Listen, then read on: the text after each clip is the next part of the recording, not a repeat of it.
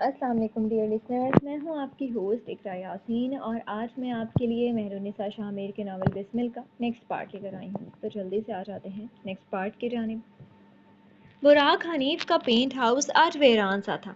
بتیاں بجھی ہوئی، شان و شوکت ماند پڑی ہوئی، اور گھر کا مالک اس وقت سوئمنگ پول کے نیلے پانی کے اندر پیر ڈالے ہوئے افسردہ سا بیٹھا تھا. گردن ڈھلکا رکھی تھی، چہرہ مایوس تھا. اس کا سگنیچر ہیئر سٹائل دھاری دار 2 پیس آج ندارت تھا. آج اس نے لمبا سا سیاہ ٹغا پہن رکھا تھا، ماتھے پر عربی سٹائل کا رومال باندھے. آج وہ مکمل عرب لگ رہا تھا. لیکن عرب تو سفید نہیں پہنتے. پول گھر کے اوپری منزل پر بنا تھا، یوں کہ یہاں سے شہر کی ساری روشنیاں نظر آتی تھیں. روشنیوں کا کیا کرنا جب اس کی زندگی میں اندھیرا تھا. دفتن اکاہٹ پر اس نے سر اٹھا کر دیکھا. مہدی کمبیر ہاتھ میں پکڑی ٹرے میں 2 مگ لیے اسی طرف آ رہا تھا. اس کے بازو پر پلسٹر اب بھی تھا. گردن واپس ڈھلکا دی گئی اور مایوسیت کا دورہ ایک بار پھر پڑ گیا. مہدی اسے دیکھ کر مسکرایا تھا اور پھر اس کے قریب بیٹھتے ہوئے ٹرے کو زمین پر رکھتے ہوئے اس نے بھی پیر پانی میں ڈال دیے. ٹھنڈا یخ پانی ایک پل کو اسے ٹھٹھرنے پر مجبور کر گیا. اگلے چند پلوں میں وہ نارمل ہو گیا. چائے کا بھرا ہوا مگ اس نے براق کی جانب بڑھایا. اگر میں زہر نہیں تو مجھ سے توقع مت رکھنا کہ میں اسے پیوں گا. مایوسی ذرا آئی. مہدی ہنس پڑا. مجھ معصوم کے ہاتھوں مر کر کیوں میری بقیہ زندگی جیل کی نظر کرنا چاہتے ہو؟ اس نے ماحول کو ہلکا پھلکا کرنا چاہا. تمہاری زندگی کا تو خیر ہے. کوئی مجھ سے میری زیست کا احوال پوچھے. ایک آدھا ارب ان پورے پاکستانیوں کے درمیان کس مشکل سے اپنی زندگی کے ایام گزارے. کسی کو میرے چھلنے ہوئے کلیجے کی پرواہ نہیں. کوئی میری داد رسی نہیں کرتا. یہ کچھ زیادہ غمگین اور زیادہ لمبی دہائی تھی. مہدی نے گہری سانس بھری. تم تو ہم پاکستانیوں سے بھی زیادہ مشکل اردو بولتے ہو یار. تمہارے ساتھ گزارا مشکل ہے. ایک عام سا تبصرہ براق کے دل پر لگا تھا. میں تم لوگوں کے درمیان فٹ ہونے کی کتنی کوشش کر رہا ہوں، لیکن تم لوگ ہو کہ میرے ہوتے ہی نہیں. آج براق واقعی اداس تھا. مہدی نے مگ نیچے رکھا اور اس کے کندھے پر ہاتھ رکھا. کیا ہو گیا بھائی؟ ہاتھ ہلکا رکھو. اچھا چھوڑو یہ سب بتاؤ. اپنی 10 گرل فرینڈس ہونے کے باوجود اس حسین شام میں میرے ساتھ کیا کر رہے ہو؟ ہاں کیا بتاؤں. اس نے اداس آہ بھری. بس آج کل میرا گرل فرینڈ بلاک چل رہا ہے. کسی سے ملنے اور بولنے کو جی نہیں ملتا.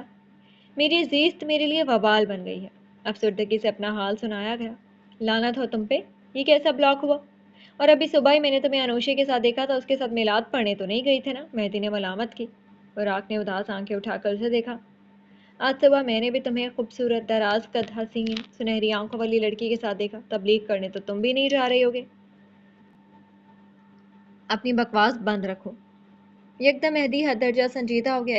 اس لڑکی کے بارے میں ایک لفظ بھی نہیں، بلکہ اس کی کوئی بات بھی نہیں ہوگی، اور تم آئندہ اسے اتنے غور سے نہیں دیکھو گے. انگلی اٹھا کر تنبیہ کی گئی. براق نے اسے انگلی کو اپنی انگلی سے پکڑ کر نیچے کیا. میں تو بھابھی کی نظر سے دیکھ رہا تھا. اس کا انداز مدافعانہ ہوا. دیور بھابھی کے معاشقے کے قصے بھی بہت سنے میں نے. آئندہ اسے بہن کی نظر سے دیکھنا، بلکہ تم اسے نہیں دیکھو گے. براق وہ شادی شدہ ہے اور اپنے گھر میں خوش ہے. نہ جانے کیوں وہ اتنا دفاعی انداز لیے ہوئے تھا. براق نے اپنے دونوں ہاتھ سرنڈر کرنے کے انداز میں اٹھا لیے. اچھا نہیں دیکھتا. میری تو بس گاڑی سے باہر نظر پڑ گئی. ویسے اگر وہ شادی شدہ ہے یعنی تمہارا کوئی آسرا نہیں ہے نا؟ ہرگز نہیں، مر کر بھی نہیں.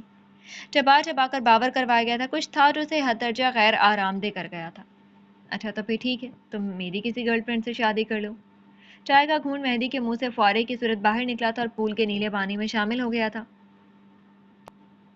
دیکھو میری ساری لڑکیاں خوبصورت، ذہین اور قابل اور سگھڑ ہیں. تم ان میں سے کسی ایک کو منتخب کر لو. وہ جیسے اسے بس فیصلہ سنا رہا تھا. مہدی کا جی رہا تھا اسے اسی پول میں دھکا دے کر مار دے. لعنت ہو تم پر براق حنیف. اب میں ان عورتوں سے شادی کروں گا جن کے بارے میں مجھے پتا ہے کہ وہ کس کے ساتھ گھومتی ہیں. اس کا چہرہ سرخ ہو گیا تھا. تمہیں شرم نہیں آ رہی؟ اپنی گرل فرینڈ کا رشتہ ایسے کروا رہے ہو جیسے وہ تمہاری بہن ہو. میری نہ صحیح، کسی نہ کسی کی تو بہن ہوگی. ہر مسلمان دوسرے مسلمان کا بہن بھائی ہوتا ہے. اس ناطے میرا فرض ہے کہ میں اپنی گرل فرینڈس کی شادی کی فکر کروں، ان کے لیے اچھا گھر اور نیک برت تلاش کروں. انسانیت تو براق حنیف پر ختم ہوتی تھی. مہدی نے شعلہ بار نگاہوں سے اسے دیکھا. ہاتھ میں پکڑا چائے کا مگ کھٹ کی آواز سے نیچے رکھا. یہ اچھا گھر اور نیک بر صرف میری صورت میں میسر ہے. تم خود کیوں نہیں کر لیتے شادی؟ براق نے اپنے کندھے ایک بار پھر ڈھلکا دیے.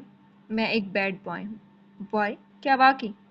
میں نے ساری زندگی عیاشیوں میں گزاری ہے، گناہ کیے ہیں، لیکن میں اب بھی سدھرا نہیں ہوں. شادی ایک نیک کام ہے اور براق حنیف ابھی اپنے گناہوں کے ساتھ خوش ہے.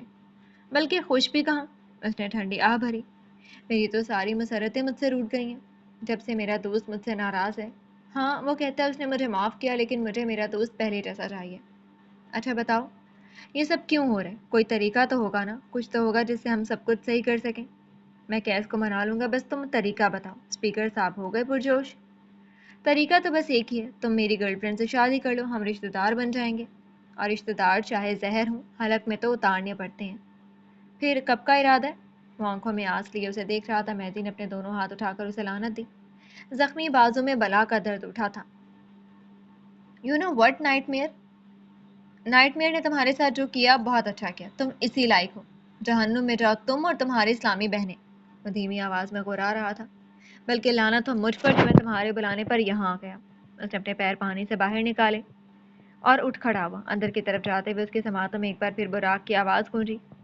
آج رات اگر میں نے ڈپریشن کی وجہ سے خودکشی کر لی تو میری آخری وصیت میں تمہیں اپنی تمام گرل فرینڈز کا سربراہ بنا کر جاؤں گا. مہدی نے ضبط سے اسے دیکھا اور براق نے ملتے ہوئے نظروں سے, دیکھو مہدی پلیز ان کا خیال رکھنا, ساری کی ساری مجھے جان سے پیاری ہیں کمبخت.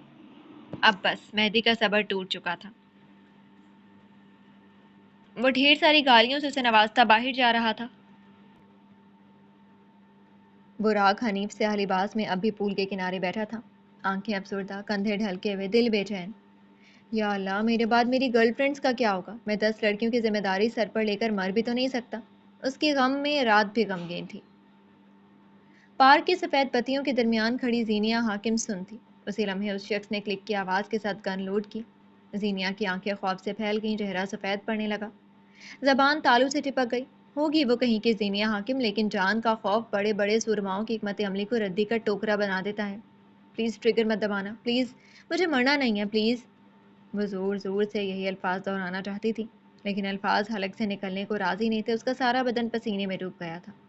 کون ہو تم اور میرا پیچھا کیوں کر رہی ہو؟ کیس نے چبا چبا کر الفاظ ادا کیے تھے. زینیا کو ابھی سانس لینے میں دشواری ہو رہی تھی. کافی دیر تک جب وہ ایک بار پھر خاموش رہی تو کیس کا لہجہ مزید سرد ہوا. میں نے پوچھا کون ہو تم اور میرا پیچھا کیوں کر رہی ہو؟ وہ کافی دیر سے اسے اپنی تصویریں لیتے ہوئے دیکھتا رہا تھا, یہاں تک کہ وہ ٹریک سے ہٹ کر وہ گاڑی سے اپنی پستول لے آیا تھا, اور جب واپس ٹریک پر آیا تو وہ ایک بار پھر اسے دیکھ رہی تھی.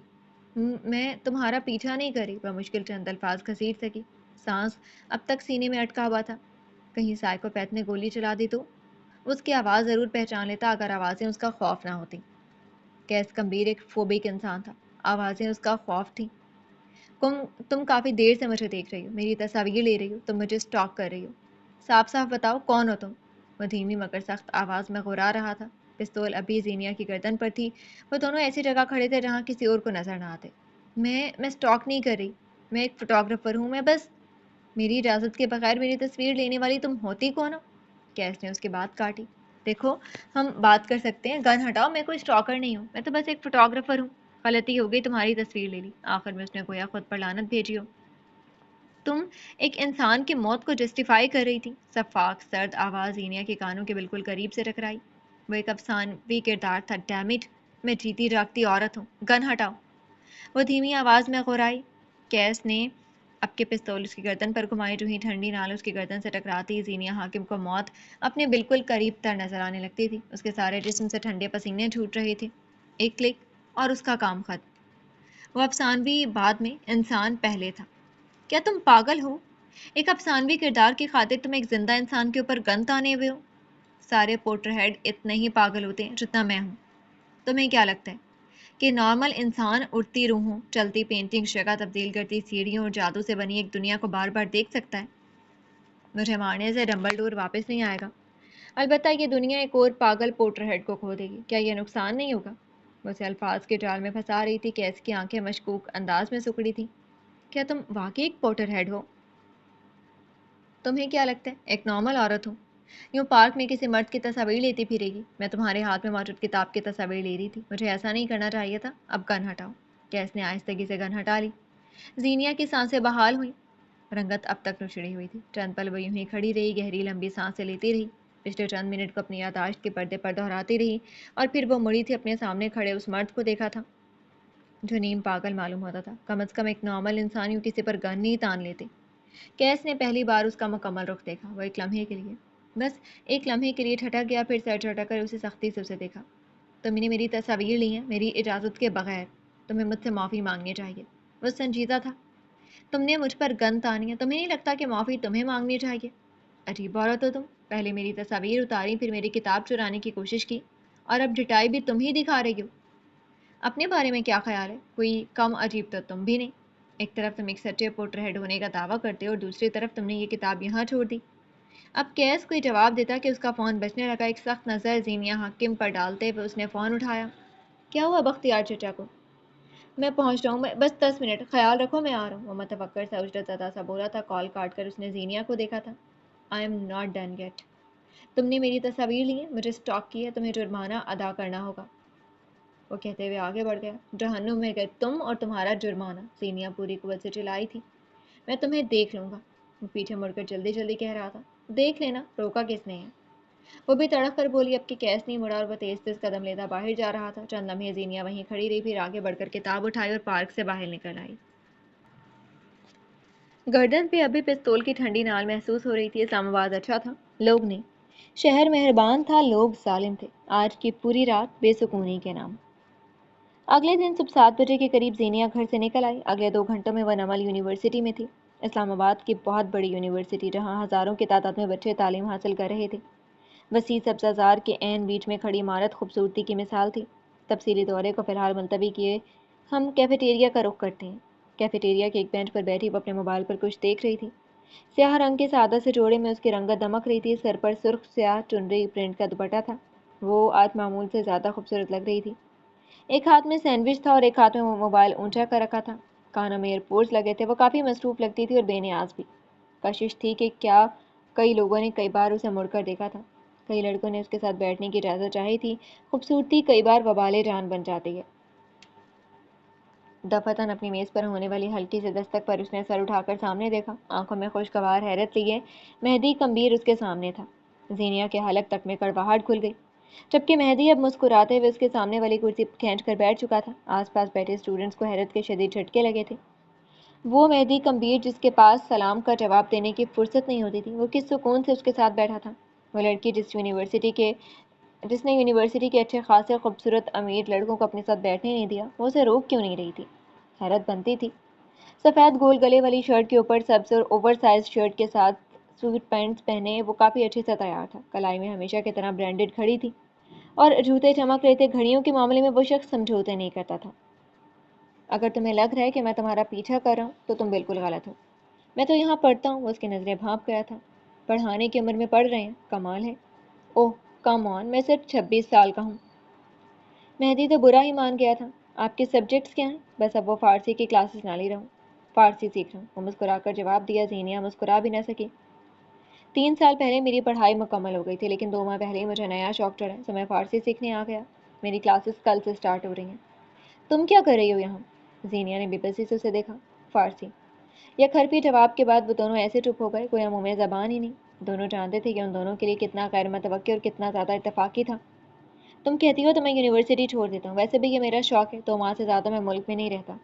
رسان سے آفر دی گئی. زینیا نے کندھے ڈھیلے چھوڑ دیے. مجھے کوئی فرق نہیں پڑتا. اس یونیورسٹی میں ہزاروں لڑکے اور بھی ہیں. آپ پڑھ سکتے ہیں. بس مجھ سے واسطہ کم سے کم رکھیے گا.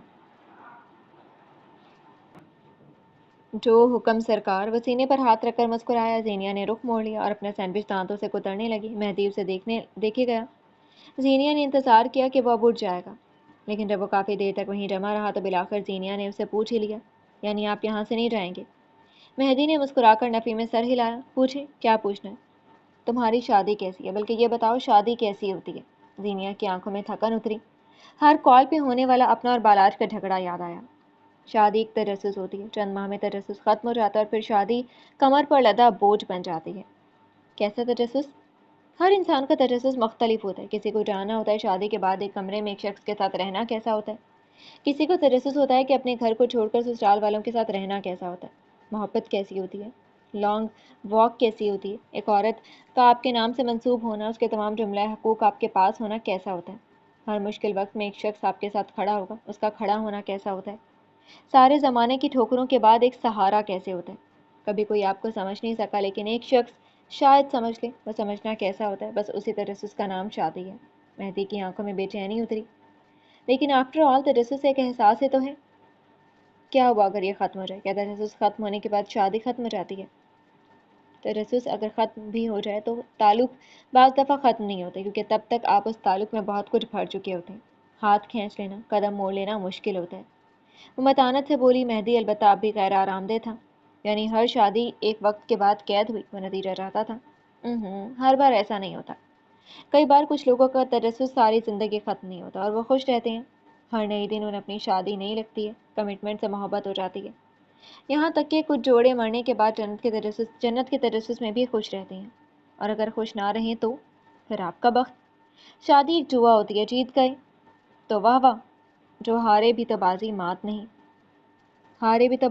نہیں، یعنی اس نے ایک اور سوال کیا۔ زینیا مسکراتے ہوئے آگے کو جھکی۔ یعنی ایک اور پارٹنر کا تجسس، ایک نئی شادی، نئے لوگ، نئی خوشیاں، یا پھر اپنے ساتھ کا تجسس۔ وہ آنکھوں میں چمک لیے بتا رہی تھی۔ مہدی نے باقاعدہ کانوں کو ہاتھ لگائے۔ یعنی شادیاں اتنی ٹاکسک ہوتی ہیں؟ خدا کا شکر ہے اگلے 10 سالوں تک میرا کوئی ارادہ نہیں ہے۔ وہ ایک پل کو رکا، سیاہ لباس والی لڑکی کو دیکھا۔ تمہاری شادی کیسی ہے؟ تمہارے تجسس کا سفر کیسا رہا ہے؟ زینیا کی آنکھوں کی جوت بجھ گئی، لب البتہ مسکراتے رہے۔ میں نے اپنے شوہر سے کبھی کوئی امیدیں رکھی ہی نہیں تھی، مجھے اس کی ذات کا تجسس سرے سے تھا ہی نہیں، اس لیے میری شادی نارمل ہے۔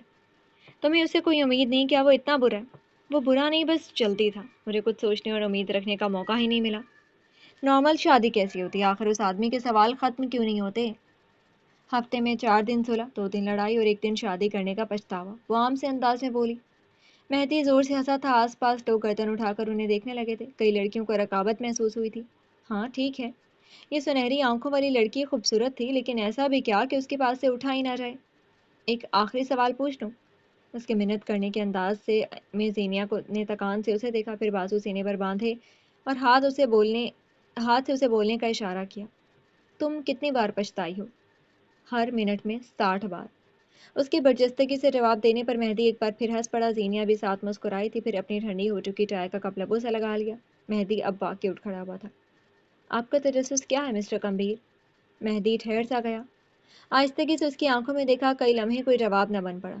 میرا تجسس سکون ہے، میں ایک ٹھہراؤ کی تلاش میں ہوں، کوئی ایسا ساتھی جس کے ساتھ میں کئی ماہ ایک شہر میں گزار دوں اور بور نہ ہوں، بے سکون نہ ہوں۔ انیسا کا چہرہ اس کی نگاہوں کے آگے دھندلا تھا۔ پھر کوئی ملی کیا؟ ملی تھی، اس نے دھیرے سے اعتراف کیا، لیکن وہ محبت نہیں، تجسس تھا۔ جان لیا تو ختم ہو گیا، وہ کہہ کر رکا نہیں۔ زینیا کئی لمحے اس کی آنکھوں میں ابھرتا عکس نہ دیکھ پانے کے غم میں رہی۔ شام کا نیلگوں اندھیرا سارے میں چھایا ہوا تھا۔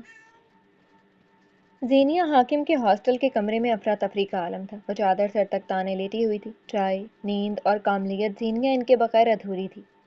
کمرے میں ملگرا سا اندھیرا چھایا ہوا تھا۔ ایک جانب رکھے پلنگ پر زینیا سو رہی تھی، مگر دوسری جانب کا پلنگ خالی تھا۔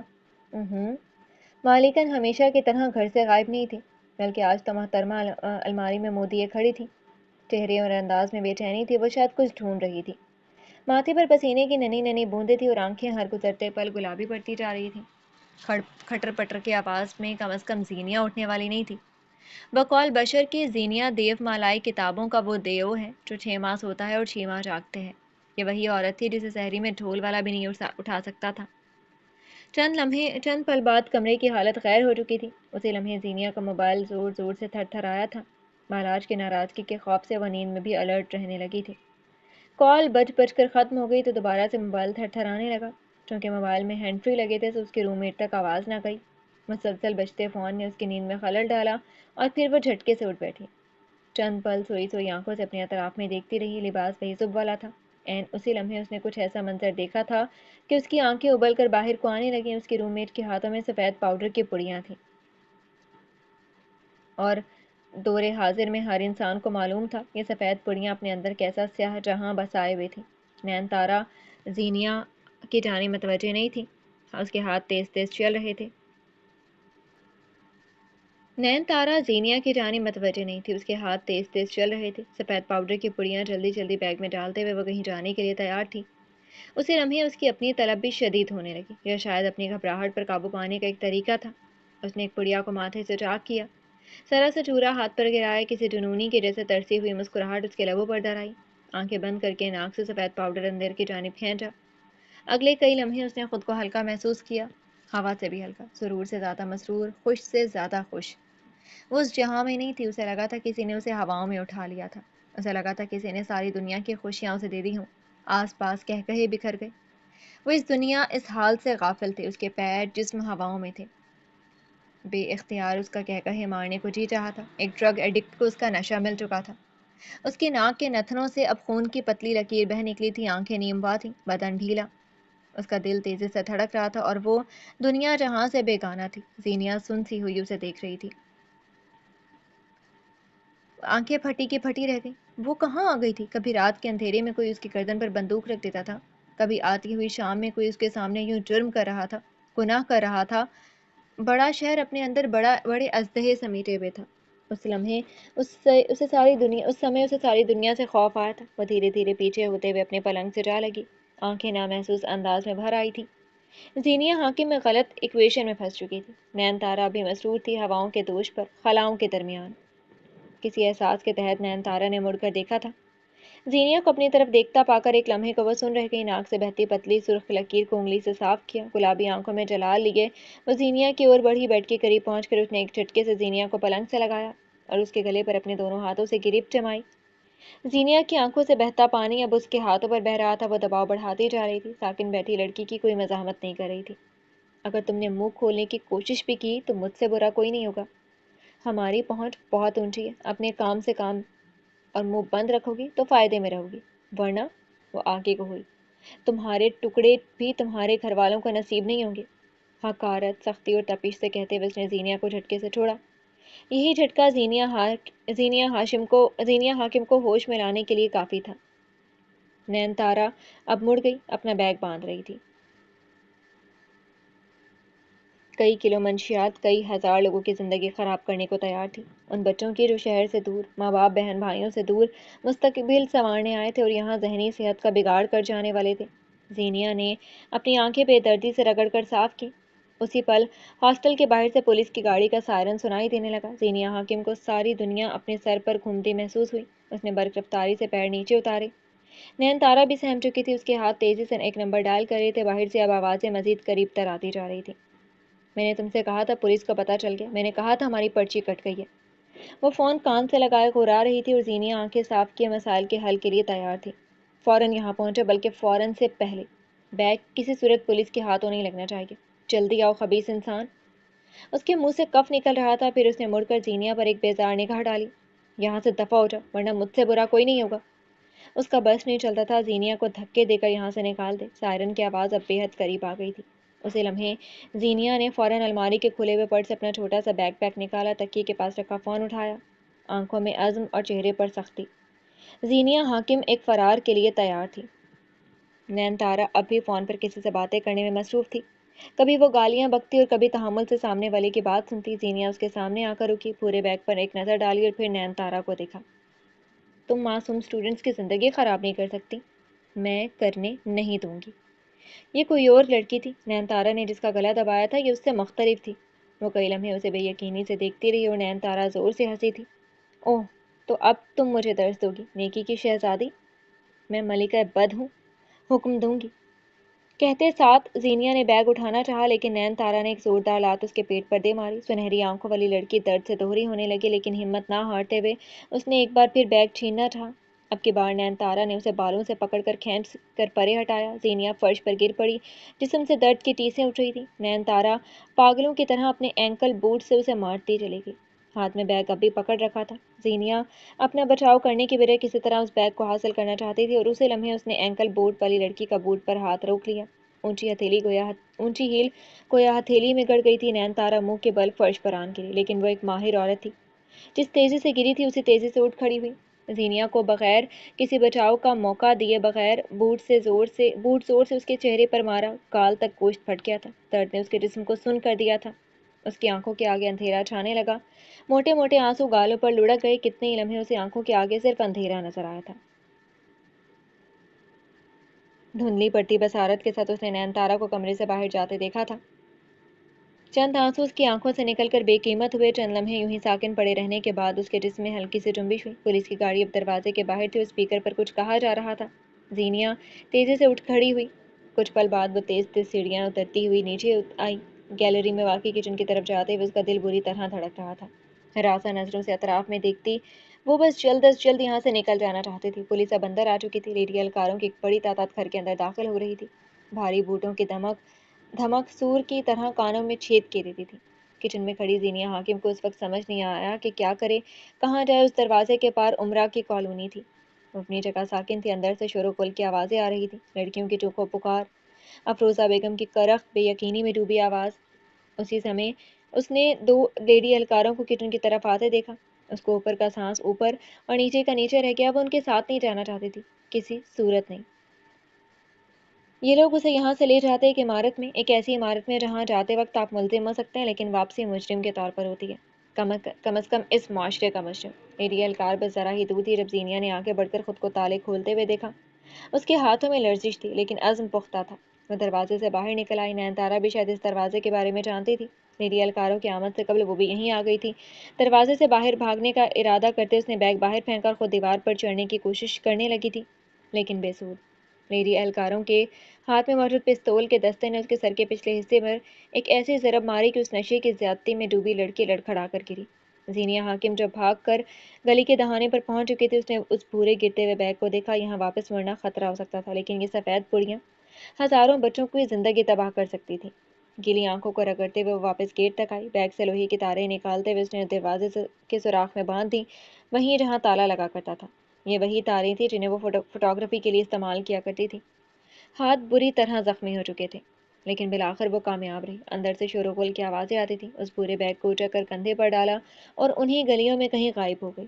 اسلام آباد کی اونچی نیچی ڈھلوانوں والی گلیاں، درختوں کے سائے اور سرمئی سڑکوں والی سیاہ گلیاں۔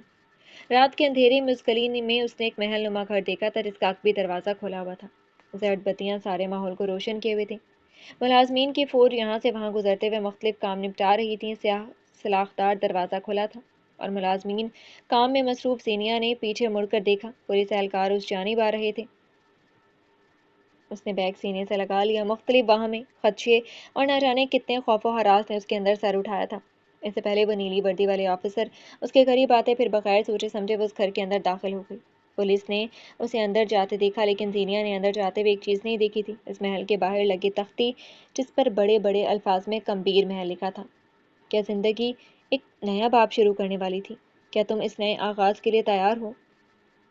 وہ لرزتے ہاتھوں سے نمبر ڈال کر رہی تھی، زبان بڑبڑا رہی تھی، دل میں زخم پڑ رہے تھے۔ بالآخر کال اٹینڈ ہو گئی تھی۔ زینیہ کے لیے ساری دنیا کی گردش رک گئی۔ کوادر پورٹ کے شور و گل میں جہاز کی طرف جاتے کیس کا موبائل ایک بار پھر بجنے لگا تھا۔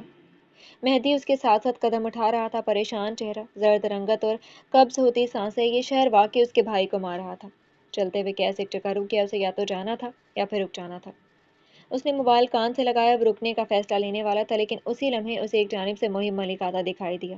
مہدی چونکہ آگے تھا تو وہ اسے دیکھ نہیں سکا۔ اسی لمحے سارے فیصلے ہو گئے۔ وہ یہاں رک کر اپنے خاندان کے ایک مرد کو کھو نہیں سکتا تھا۔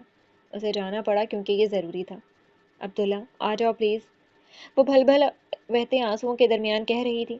میں نے غلط فیصلہ کیا عبداللہ، تم میرا کمفرٹ ہو، باقی ساری دنیا مجھے غیر آرام دہ کرتی ہے۔ تمہارے ساتھ یوز ٹو ہو گئی ہوں، کوئی اور میرے لیے عبداللہ نہیں بن سکتا۔ پلیز آ جاؤ، کوئی وعدہ، کوئی پیغام بھیجو۔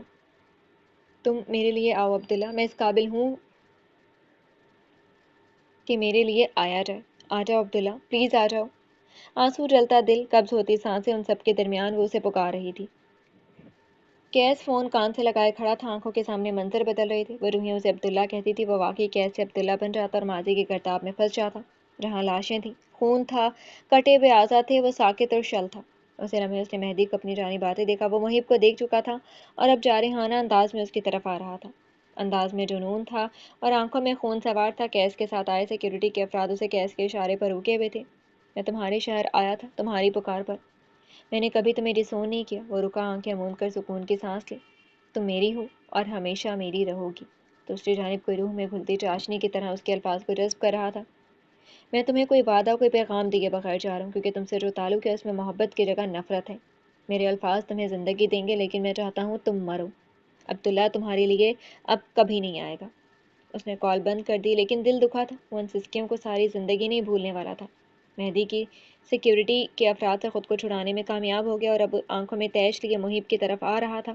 وہ سرد مسکراہٹ کے ساتھ اسے اپنی اور آتے دیکھ رہا تھا۔ اسی لمحے کیس آگے بڑھایا، زخمی شیر کی طرح آگے بڑھتے مہدی کے عین سامنے رک کر اس نے اپنے دونوں بازو پھیلا دیے۔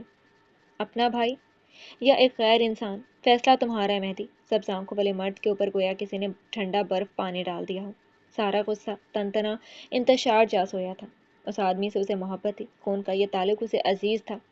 کئی لمحے بعد وہ دھیرے دھیرے قدم لیتا اپنے بھائی کی جانب بڑھ رہا تھا۔ تاثرات نرم پڑ گئے تھے، کندھے ڈھیلے۔ وہ نرمی سے اپنے بھائی کے سینے سے لگ گیا، دونوں بازو کسی ننھے بچے کی طرح اس کے گرد باندھ لیے۔ شکستگی کا اعتراف تھا یہ۔ کیس نے نہ جانے کیوں اپنے دل کو جلتا محسوس کیا۔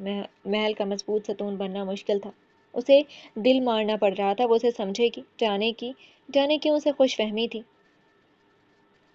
جی تو ڈیئر لسنرز، کیسی لگی آپ کا ایپیسوڈ؟ کمنٹ سیکشن میں ضرور اپنی رائے کا اظہار کیجیے گا۔ تب تک کے لیے اجازت دیجیے، حاضر ہوں گے نیکسٹ ایپیسوڈ کے ساتھ۔ شکریہ، اللہ حافظ۔